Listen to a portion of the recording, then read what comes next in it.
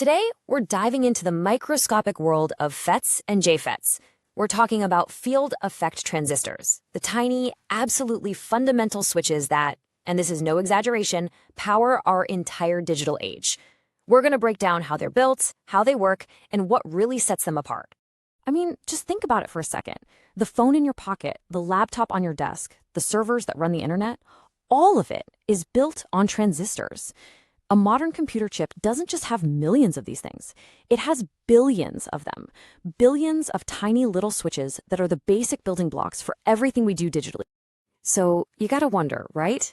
How in the world do these things actually work? How can something so ridiculously small with absolutely no moving parts control electricity with such insane precision, switching on and off billions of times every single second? Let's find out. Well, the answer lies in a special kind of transistor called the field effect transistor, or FET for short. This is the master controller. It's the big idea we need to get our heads around before we can really understand the rest. Okay, the easiest way to picture an FET is to think about plumbing. Seriously, imagine electric current is just water flowing through a pipe. The FET is like the valve on that pipe. But here's the cool part. Instead of turning a physical handle, you control this valve just by applying an electric field nearby. It's an incredibly elegant design with zero moving parts, just physics doing its thing. Now here's the most important thing to remember. An FET is a voltage-controlled device. This is a huge deal. It means you don't need to push a control current into it to make it work. You just have to apply a control voltage. That voltage creates the electric field that squeezes the flow of the main current. And because very little power is needed to just hold a voltage, these things are incredibly efficient. Okay, so let's get specific and look at our first player in the game, the junction field effect transistor, or Jfet. And its whole method of control can be summed up in one idea: a simple squeeze. So if you look at this diagram, you can see the basic parts. You've got the source and you've got the drain. The current wants to flow from the source to the drain through that middle part called the channel. And that thing labeled gate, well, that's our control knob. That's what's going to apply the squeeze. So how does this squeeze actually work? It's pretty clever. When you apply a negative voltage to the gate, it creates something called a depletion region. You can think of this as an invisible barrier or a dead zone where electricity can't flow easily. This dead zone pushes into the channel, making the path for the current narrower. The more negative voltage you apply, the bigger that barrier gets, until eventually you pinch off the channel completely and the flow stops. The valve is shut. Now, the Jfet was a fantastic invention, a real breakthrough. But you know engineers, they're never satisfied. They figured out a way to make an even better gate. And this led to a total revolution in how we make transistors, the MOSFET. And what was this revolutionary innovation? What was the big secret that changed everything? You're not going to believe it. It was adding an incredibly thin layer of insulation between the gate and the channel. Basically, a microscopic layer of glass. And that right there is the key.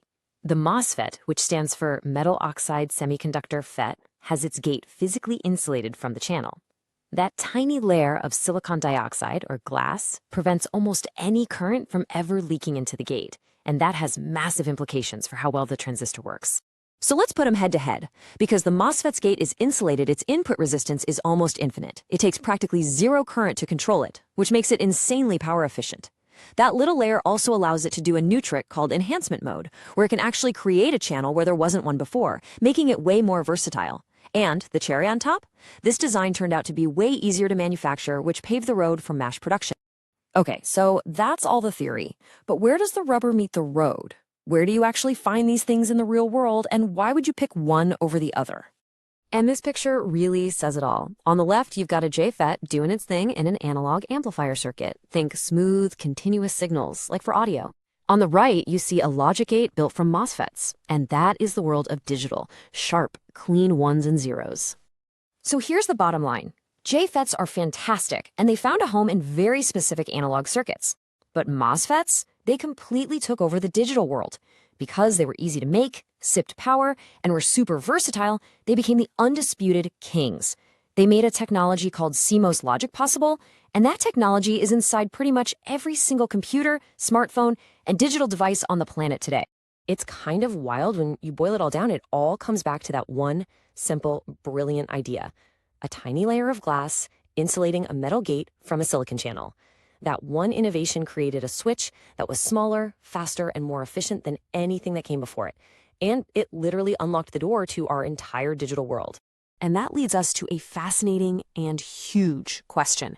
We have gotten so good at making MOSFETs that we've shrunk them down to the atomic scale. We are bumping right up against the fundamental limits of physics. So, what happens when we just can't shrink them any further? What's the next tiny switch that's going to power the next technological revolution? Well, that's a question for a whole new generation of engineers to answer. Thanks for watching. Like, share, and subscribe for appreciation and such more content.